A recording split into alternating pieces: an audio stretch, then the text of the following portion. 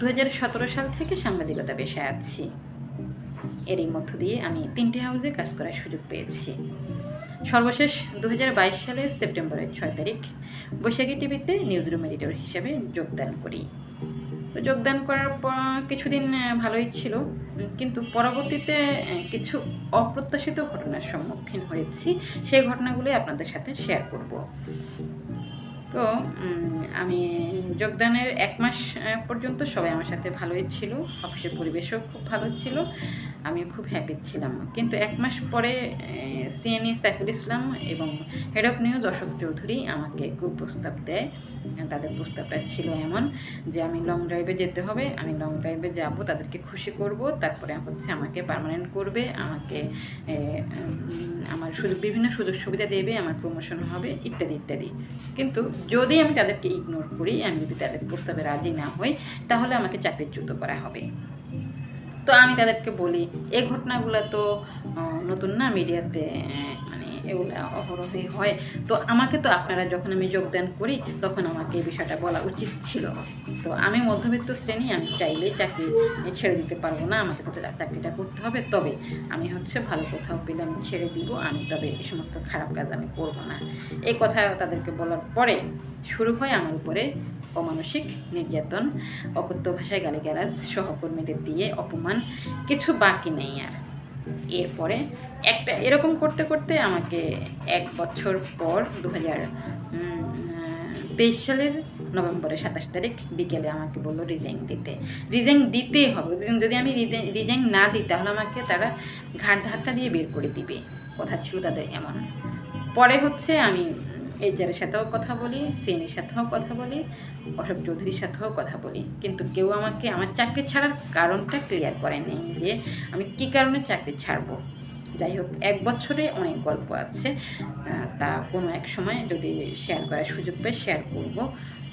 বৈশাখী টিভিতে কী কী চলে কিছু সংক্ষিপ্ত বর্ণনা আপনাদেরকে দিব। এর আগে বলি, আমি চাকরি ছেড়ে দেওয়ার পরে আমি অশোক চৌধুরীকে একটা মেসেজ দিয়েছিলাম যে যদি আমাকে আমার চাকরি ছাড়ার কারণ না বলে তাহলে হচ্ছে আমি তাদের যত তথ্য আছে সব ফাঁস করে দিব, এই কথা বলে দিই। কিন্তু তারপরেও তারা কিন্তু আমার ডাকে সাড়া দেয় নাই, আমাকে কিন্তু আমার মানে অধিকার থেকে তারা বঞ্চিত করে। আমি চলে আসি, চাকরি ছেড়ে দিই। পরে হচ্ছে তাদের বিরুদ্ধে আমি করাপশন ইন মিডিয়া জাওয়াত নিছরকে বলি, তারা একটা নিউজ করে দেয়। এই নিউজ করার পরে অশোক চৌধুরী আমার পেছনে লাগে, আমাকে মেরে ফেলার ষড়যন্ত্র করে। আমাকে বনানী থানার পুলিশ দিয়ে, আর আমার বাড়ি নোয়াখালী সোনাইমুড়ি থানা, এই সোনাইমুড়ি থানার পুলিশ দিয়ে আমাকে যত হয়রানি করার, আমার পরিবারকে যত অপমান করছে, সে পুলিশকে টাকা খাওয়াইয়া সন্ত্রাস দিয়ে আমার ছোটো বোনকে উঠাই আনার চেষ্টা করছে, প্রথম আলোকে দিয়ে আমার বিরুদ্ধে নিউজ করতে চাইছে। যাই হোক, এটা গেল আমার, এমনকি আমার নামে 2টা মামলাও দিছে। একটা মামলা হচ্ছে সাইবার মামলা, আর একটা মামলা হচ্ছে সার্টিফিকেট জালিয়াতি মামলা। আমার সাহস আছে, আমি একটা সাইবার মামলায় আমি জামিন নিয়েছি, আর একটা মামলায় আমি সমস্যা নেই, ওরা যখন ডকুমেন্ট সাবমিট করবে আমার নামে, যখন ওয়ারেন্ট হবে, আমি হচ্ছে ওয়ারেন্ট হওয়ার আগেই কিন্তু আমি হচ্ছে জামিন নিয়ে নেব। আচ্ছা, গেল এটা। তো বিষয়টা হচ্ছে আমার এনআইডি আছে, আমার সার্টিফিকেট আছে। যদি আসলেই আমার প্রিভিয়াস থাকে, আমি যদি আসলেই ভোকাস সাংবাদিক হয়ে থাকি, আমাকেও আইনের আওতায় আনা হবে, কেউই আইনের ঊর্ধ্বে না। তো আমি অশোক চৌধুরীর কিছু গোপন তথ্য আপনাদের সাথে শেয়ার করতে চাই। অশোক চৌধুরী হচ্ছে মুসলিম বিদ্বেষী। অফিসে কেউ নামাজ পড়তে পারে না, কেউ যদি নামাজ পড়ে, সে এই নামাজ পড়ার কারণে তাকে 14 ঘন্টা 16 ঘন্টাও ডিউটি করতে হয়েছে। এমনকি যারা দাঁড়িয়ে রাখে তাদেরকে কিন্তু সে পছন্দই করে না, সবাইকে সে চাকরিচ্যুত করে।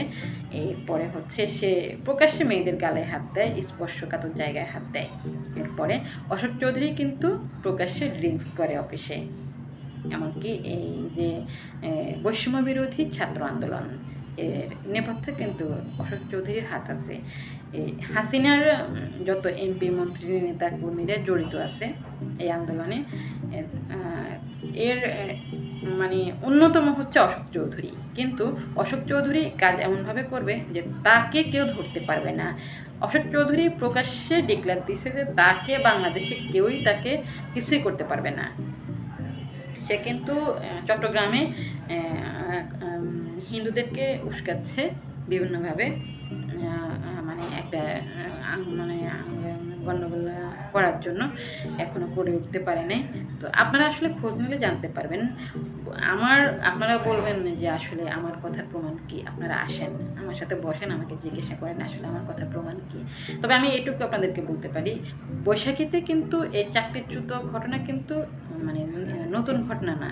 আমার আগে বৈশাখী টিভিতে অসংখ্য রিপোর্টার, অসংখ্য ডেস্কে কাজ করা ছেলে মেয়ে, এমনকি ক্যামেরা পার্সন, তারপরে মেকআপ আর্টিস্ট, অনেকেই চাকরি ছাড়তে বাধ্য হয়েছে। মেকআপ আর্টিস্ট একটা মেয়ে, সে গর্ভবতী ছিল, সে ছুটি চাইছিল, ছুটি দেয় নাই, ওই মেয়েটার পরে বাচ্চা নষ্ট হয়েছে। সেই মেয়েটা মামলাও করছিল সাইফুল ইসলাম আর অশোক চৌধুরীর বিরুদ্ধে। অনেক বৈশাখী টিভির কাহিনী আসলে এখন আর মানে আমার থেকে শুনে কেউ অবাক হবেন এমনটা কিন্তু না। আপনার হচ্ছে সবাই আসলে জানে অশোক চৌধুরী কিন্তু রয়ের এজেন্ট। অশোক চৌধুরী একজন ক্যামেরা পার্সন ছিল, ক্যামেরা পার্সন থেকে তিনি হেড অফ নিউজ হয়েছে। আপনারা একটা খবর নিয়ে দেখেন যে আসলে সে তার সাংবাদিকতায় তার এক্সপিরিয়েন্স কী, সে কতটুকু এডুকেটেড, তার আসলে কী যোগ্যতা আছে, সে হেড অফ নিউজ হয়েছে। সে বৈশাখী টিভিতে অবৈধভাবে ক্ষমতা দখল করে আছে। সে বৈশাখী টিভির মালিক চেয়ারম্যান হুসাইন মোহাম্মদ, বৈশাখী টিভির এমডি রফিকুল আমিন, এই দুইটা ব্যক্তিকেই বছরের পর বছর বিভিন্নভাবে ষড়যন্ত্র করে জেল খাটাইতেছে। একটা মামলা তাদের সাদা শেষ হলে আরেকটা মামলা শুরু হয়, একটা মামলা শুরু হলে আরেকটা মামলা তৈরি করে, এই মামলা শেষ হলে আরেকটা মামলা দিয়ে দেয়। তার কাহিনী এভাবে চলে। আর তাকে সাহায্য করছে বনানী থানা পুরোটাই নিয়ন্ত্রণ করত আওয়ামী লীগের শাসনামলে অশোক চৌধুরী। এখনও সরকার পতনের পর